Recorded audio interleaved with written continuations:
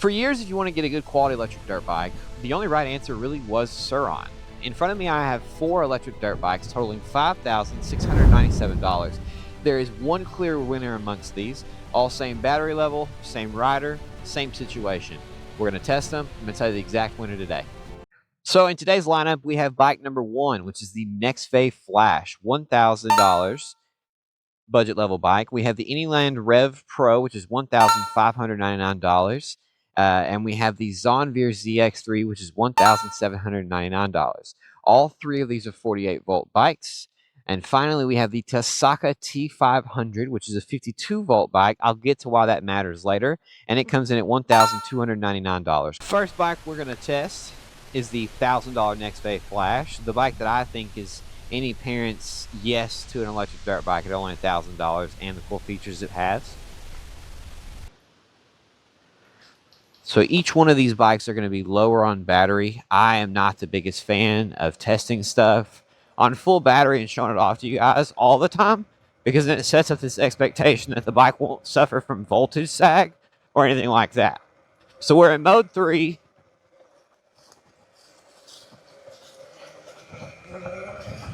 You know, it's 48 volt, 22.5 amp hour bike.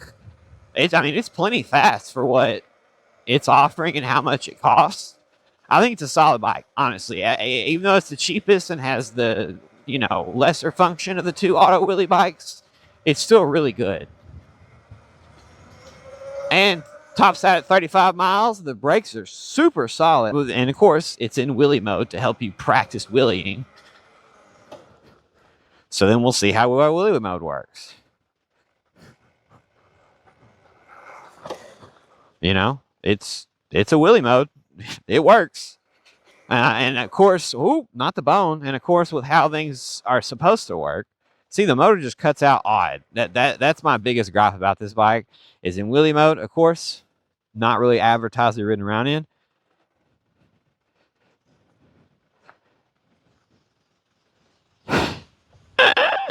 It's just hanging out here.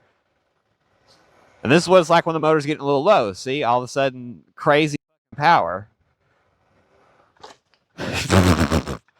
That's the Nexvey Flash. I think it's still a solid bike. I took it up and down a mountain. It handled it fine. Mode 3, even mode 1, it did pretty well. Next, we're going to be testing the Anyland Rev Pro, which, yes, a little more expensive, but I personally think it has a much better auto wheelie function. I'll just show you. It is a bit more difficult to get into wheelie mode on this bike. I guess it's just 2 more steps. I think the throttle delivery on this bike's a lot better. You gotta go to the secret menu to turn this bad boy on. Go up to 12. Hit that. See, it's on already. So there we are. Now we're there. We go to mode 3. Look at that. Look at that. No effort. I don't have my hand on the brake. I'm not doing nothing. I don't have to worry about it because the bike does it for me. The bike just wheelies for me. Forever and ever. Forever and ever. I mean, it's really cool. The Anyland Rev Pro has an auto wheelie. It actually locks the bike at a certain angle. The other one just helps you go up. Now, both of them are designed to help you learn how to wheelie, not do it for you all the time. So it's not necessarily the same. It's not the exact same as a Moxon, but, you know, I mean, this one's easier than the other one for sure. The brakes. I don't like the brakes as much as the Nexvey. The third bike we're testing today is going to be the Zonveer ZX3. Of course, the most expensive, but also the largest of all 3. Has pedals, so it is road legal, and it goes 37 miles per hour, so it's the fastest out of all 3 of these. We got to use the little NFC chip to unlock it, just like the Nexvey.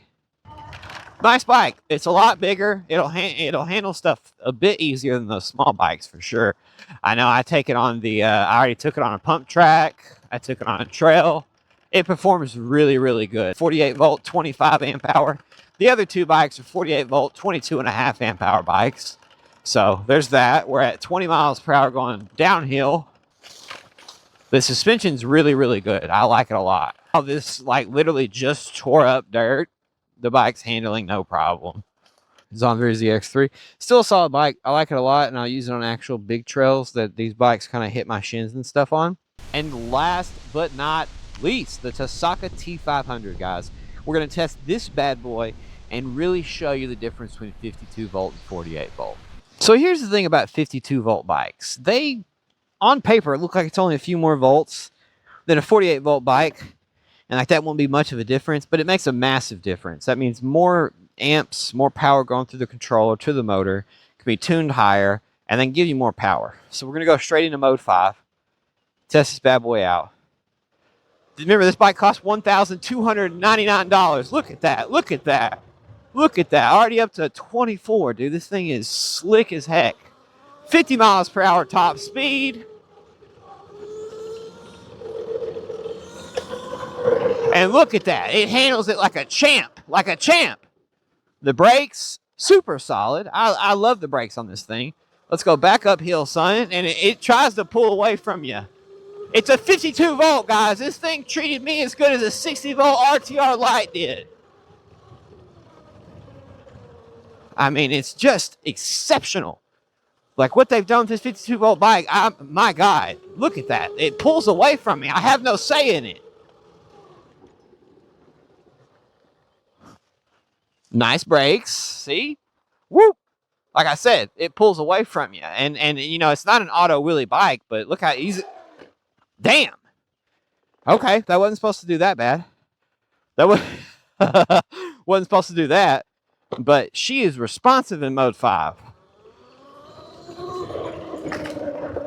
It's just a better bike. And I mean, for the price, $1,299, you're talking $300 more than the Nexvey Flash. You're talking $200 cheaper than the Anyland Rev Pro, and you're talking $500 cheaper than the Zonveer ZX3, and you get more power, you get more oomph, and this thing works great on the trail. I've tested this on the trail, on jumps, on all kinds of shit, and it works exceptionally well. Speaking of that, with what, 2 batteries? 2 battery bars left. Let's go to the same thing that Zonveer did. Tree. Thorns. Now, this is a 52 volt, 30 amp hour bike, so the battery is not only larger in terms of genuine voltage, but it's larger in terms of amp hour. There we go. Look at that. All that loose, and I mean loose dirt, like it was nothing. Just, I mean, it really gives me RTR vibes. Like I've never seen a bike as much as RTR, other than an RTR.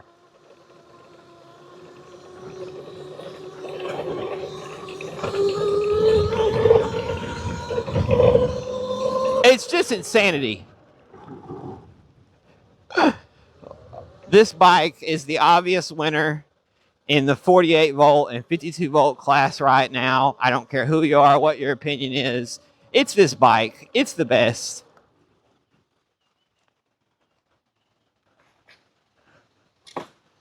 Tasaca T-500, guys. 5,500 watt, 55 miles per hour top speed. 220 pound adult is how much I weigh. 6 foot tall, it's my height. I fit this bike fine. It goes 50 miles per hour with me, which I assume there'd be some droppage there because I'm a big guy. But even at that, I go 50 miles per hour on a bike this cheap, and I'm as big as I am.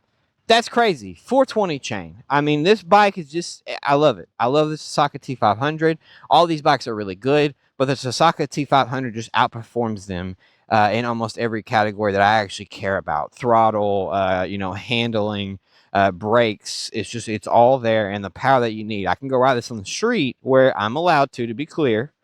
I can go ride this on the street and not worry about a car getting me because I don't have enough power. The Zonveer had some issue on some of the roads getting enough power to get out of the way of cars. Some of these just don't have enough power all the time. This one, like I said, 50 miles per hour. Most roads where I can go ride this, top speed's 45. So this thing does it no problem. It eats, guys. It eats. She ain't even that fat for how much she be eating, but look at her. Nice and thick. So we're just going to start with a ranking system. 4th to 1st place. Zonveer ZX3 comes in 4th. I think it's lacking some of the oomph that it really could have had. The FX through the X2 or 3 came out 2 or 3 years ago from Frigo. Already outperforms this bike. And at $17.99, I just can't justify that with what it actually gives you. So that goes to 4th place. 3rd place is the Nexvey Flash. The Nexvey Flash, although budget, more affordable, I still think it performs exceptionally well. It's just not an actual auto wheelie bike. It is an assisted wheelie bike. Some things are wonky.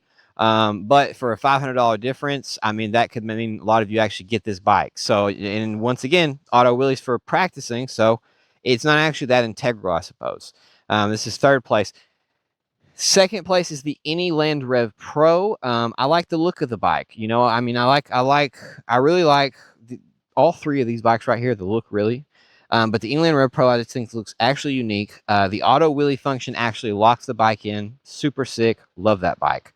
And then first place, as you obviously saw when I was riding it, we have the Tasaca T-500, 52 volts, 30 amp hour battery, 5,500 watts, 55 plus mile per hour, and it handles everything. I mean, this thing eats a trail like a fat shit at a buffet. It's just a fact. I mean, the clear overall winner is the Tasaca T-500. You can also get another $100 off to their sale right now with code Riley ALE. There you have it, $5,697 in electric dirt bikes, budget e-motos, whatever you want to call them. Drop your pick in the comments, guys. I want to know which bike that you would pick and purchase after seeing this video, price, performance, everything.